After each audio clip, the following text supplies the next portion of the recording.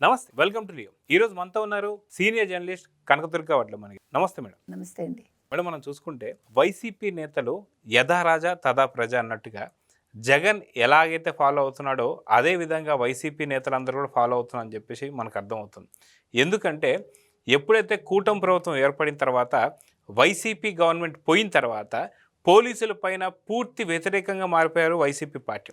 అయితే ప్రతిసారి కూడా గుడ్డలోడు తీసి కొడతా, లేదా సప్త సముద్రాలు దాటున్నా సరే గుడ్డలోడు తీసే సమాజం ముందు నిలబెడతా అని అంటూనే వైఎస్ జగన్ కావచ్చు, కాకాని గోవర్ధన్ కావచ్చు, అలా చూస్తూ వస్తున్నాం. ఇప్పుడు కారుమూరి నాగేశ్వరరావు గారు వచ్చి ఒక సంచలనమైనటువంటి కామెంట్స్ చేశారు. వీటికన్నా ముందు చూసుకుంటే ఒక మహిళా పోలీస్ అధికారి ఎవరైతే ఉన్నారో భవానీ అనేవాళ్ళు, ఆవిడ చాలా క్లారిటీగా చెప్పింది, పోలీసులు గుడ్డలు తీస్తా అని చెప్పేసి అన్నారు. కాబట్టి దాదాపు 5,000 మంది మహిళా పోలీసులు ఉన్నారు, మమ్మల్ని కూడా ఇదే విధంగా మాట్లాడారు, కాబట్టి ఖచ్చితంగా జగన్ మాట వెనక్కి తీసుకోవాలని చెప్పేసి అని మాట్లాడుతున్నారు. మొత్తానికి ఇంతకన్నా ఘోరాతి ఘోరమైనటువంటి వ్యాఖ్యలు కారుమూరి నాగేశ్వరరావు గారు చేశారు. ఒకసారి అదేదో మీకు వినిపిస్తాను. ఇది మొన్ననే నేను పెద్దిరెడ్డి గారి దగ్గరికి వెళ్ళాను. పెద్దిరెడ్డి గారు మా మీద కక్ష చూపించకండి, రేపొద్దున మేమేం మీతో గొడవ పడతలేదు, మీరు రేపొద్దున మీద మా కక్ష పెట్టుకోకుండా అని అన్నారు. ఇది మాత్రం ఆగదు. గుంటూరు యువతల నుంచి ఇంట్లోంచి లాగి కొడతారు, గుంటూరు అవతల నుంచి నరికి పడేస్తారని చెప్పి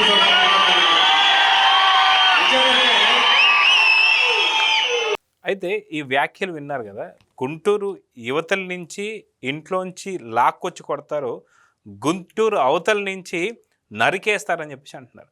అయితే పోలీసు వ్యవస్థలకు సంబంధించి కాకాని గోవర్ధన్ రెడ్డి సప్త సముద్రాలు దాటి ఉన్నా సరే లాక్కొచ్చి గుడ్డలు ఉడితీసి నిలబెడతాండం కావచ్చు, జగన్ వ్యాఖ్యలు కావచ్చు, మహిళా పోలీసులను కూడా చూడకుండా వాళ్ళను కూడా గుడ్డలు విడిదిస్తా అని చెప్పేసి అన్నటువంటి వ్యాఖ్యలు కావచ్చు.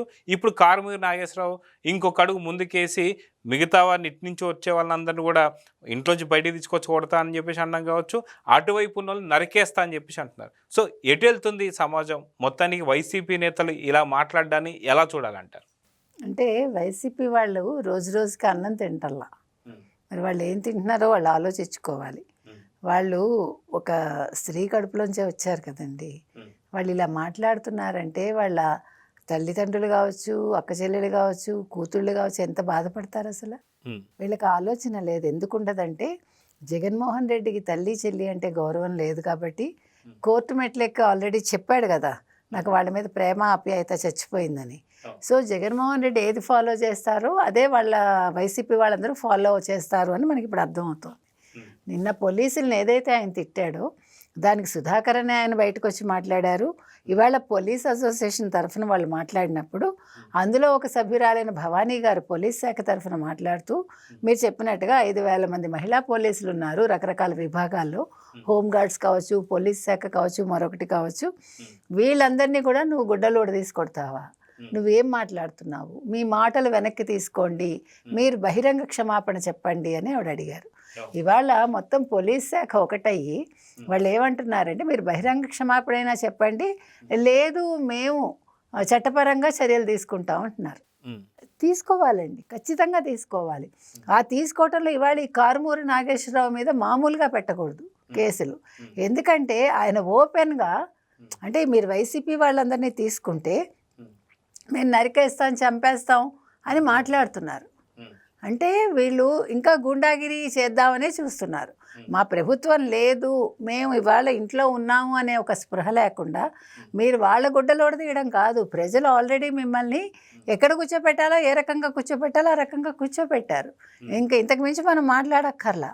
అయినా కూడా వీళ్ళకి సిగ్గు బుద్ధి రాలేదంటే అంటే వీళ్ళు మనుషులు కాదంటే 10 నెలలు వీళ్ళకి ఇంత అవకాశం ఇచ్చి కూటమి ప్రభుత్వం తప్పు చేసిందా?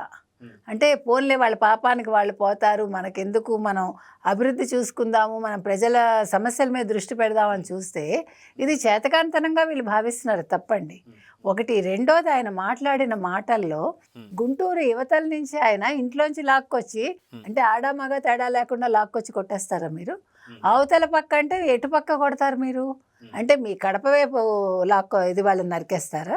అంటే నిన్న మాట్లాడిన వాళ్ళందరినీ నరికేస్తారా మీరు, సుధాకర్ వీళ్ళందరినీ? అంటే మీ ఉద్దేశం ఏంటి? అంటే మీరు ఇప్పుడు ఒకటి ప్రజలకి మళ్ళా మనం చెప్పేది ఒకటే, దయచేసి మీరు ఈ వైసీపీని గురించి ఆలోచించండి. వీళ్ళు ఏ రకంగా మాట్లాడుతున్నారు, వీళ్ళు ఇప్పుడు 5 ఏళ్ళు ఈ రాష్ట్రాన్ని ధ్వంసం చేశారు. మళ్ళా కనుక పొరపాటున వచ్చారంటే మీ ఇంట్లో ఆడవాళ్ళకి భద్రత ఉండదు, మొట్టమొదటి విషయం. రెండోది, ఎవరని కూడా ఆలోచించకుండా నరుకుతామంటున్నారు. అంటే గూండా రాజ్యమే ఉంటుంది. మీ ప్రాణానికి, మీ మానానికి, మీ ఆస్తులకి ఎక్కడా కూడా భద్రత ఉండదు. ఇది మనం ఇవాళ ఖచ్చితంగా చెప్తున్నాం. ఈ కారుమూరి నాగేశ్వరరావు అన్న అతను మాట్లాడుతూ ఎంత ఎగతాళిగా, ఎంత సర్కాజం తోటి, ఎంత నవ్వుతూ మాట్లాడుతున్నాడంటే, అంటే రెచ్చిపోతున్నాడు ఆయన. అంటే జగన్మోహన్ రెడ్డి చూడాలా ఈ వీడియో చూసి అక్కడ ఆయన ఆనందపడిపోయి ఈయనకి ఏదైనా చేస్తాడా? మనకు అర్థం కాలే.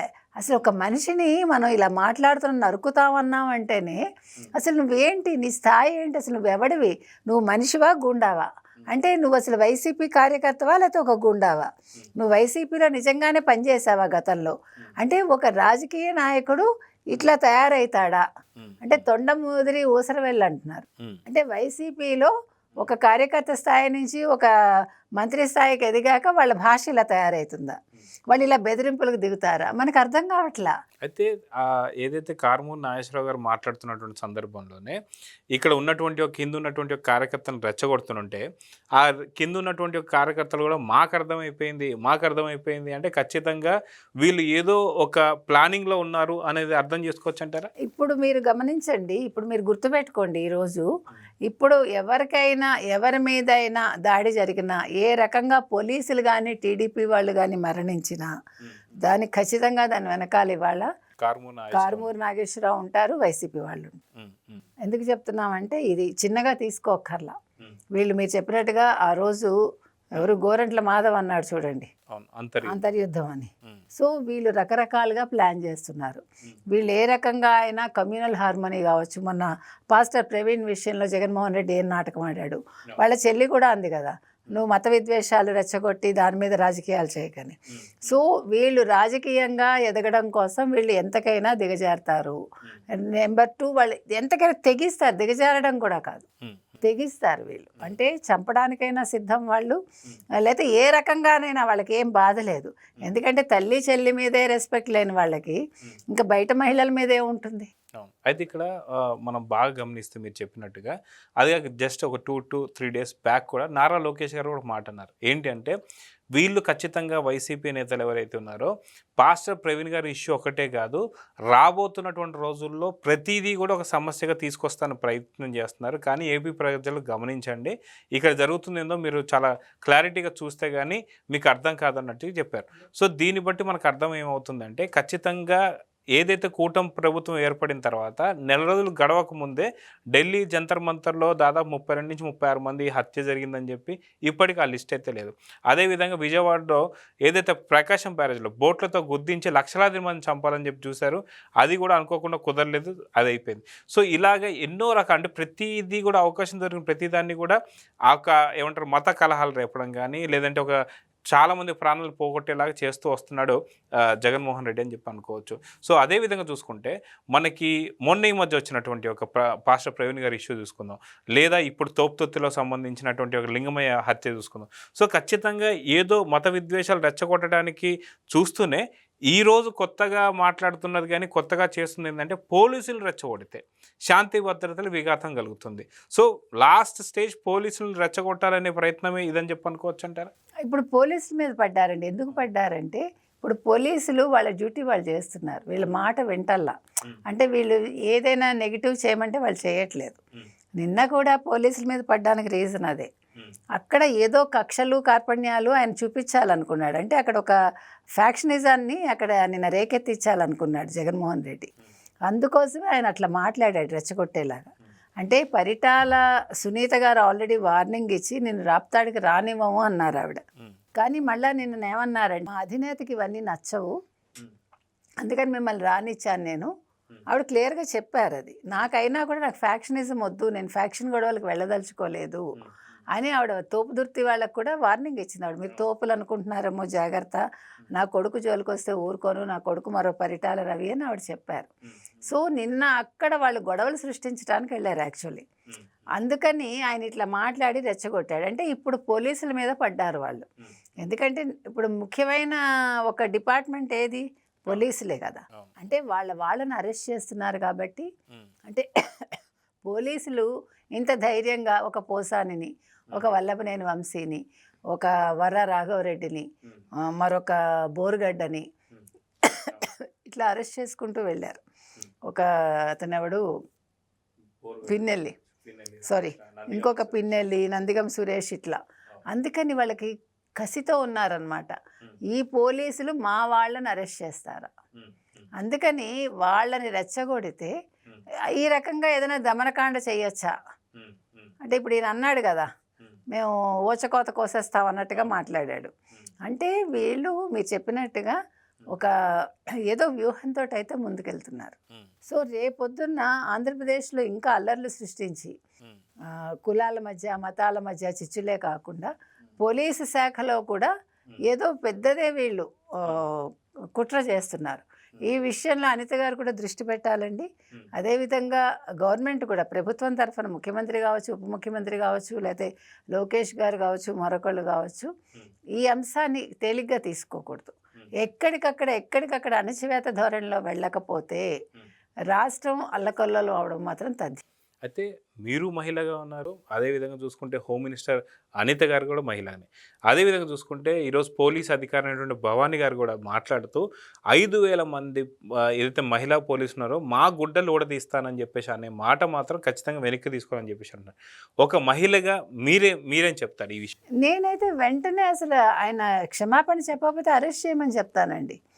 జగన్మోహన్ రెడ్డిని ఖచ్చితంగా అరెస్ట్ చేయాలి. అంటే జగన్మోహన్ రెడ్డి ఒకటే కాకుండా గతంలో కూడా కాకాని గోవర్ధన్ కావచ్చు, విడుదల రజనీ కావచ్చు, ఎవరైనా సరే ఆడ మగ తేడా లేదండి. జగన్మోహన్ రెడ్డా, కాకానా, విడుదల రజనీనా, మరొకళ్ళ మీ సంగతి తేలుస్తాం బెదిరించి మీ బట్టలు ఉడదీస్తామంటే వాళ్ళ బట్టలు ఉడదీయద్దు కానీ వాళ్ళని తీసుకెళ్ళి జైల్లో పడేయండి. ఎందుకంటే వాళ్ళ స్థాయికి మనం వెళ్ళక్కర్లా. వాళ్ళకి మాత్రం చుక్కలు చూపించాలి. వాళ్ళ క్షమాపణ అయినా చెప్పాలి, లేకపోతే ఇమీడియట్ చర్యలు ఉండాలి. ఒక్కసారి ఆ భయం రావాలండి. ఇవాళ అపోజిషన్కి కావాల్సింది భయం. వాళ్ళు మీరు గమనిస్తే కనుకైతే 3 నెలలు వాళ్ళందరూ కామ్గా ఉన్నారు భయపడి. ఎప్పుడైతే చర్యలు లేవో వాళ్ళు రెచ్చిపోతున్నారు. ఇప్పుడు అది పీక్స్కి వెళ్తుంది. ఇప్పుడు కనుక అణచకపోతే వీళ్ళు ఎటువంటి విధ్వంసానికైనా వీళ్ళు పాల్పడతారు. కాబట్టి ఇట్స్ ఎ హై టైం అని మనం చెప్తున్నామండి. ప్రభుత్వం దీని మీద దృష్టి పెట్టి జగన్మోహన్ రెడ్డికి ఒక ఏమనాలి, వెంటనే ఆయనకు ఒక తాకీదు ఏదైనా ఇవ్వాలి. ఇచ్చి ఆయన రెస్పాండ్ కాకపోతే ఈ మాట అన్నందుకు అరెస్ట్ చేయడానికి అవకాశం ఉంటే మాత్రం వెంటనే అరెస్ట్ చేయాలి. సో చూద్దామంటే ఖచ్చితంగా పోలీస్ అధికారులను కూడా ఈ రకంగా మాట్లాడడం మాత్రం చాలా బాధాకరం. సో ఖచ్చితంగా మీరన్నట్టు అది కాక పోలీస్ అధికారులు అయినటువంటి ఒక మహిళా పోలీస్ అధికారి భవానీ గారు చెప్పినట్టుగా ఖచ్చితంగా బయటకు వచ్చి బహిరంగ క్షమాపణ అయితే చెప్పాలి. సో చూద్దాం ఏం జరగబోతుందో. నమస్తే. నమస్తే. Please subscribe to Leo News for more videos.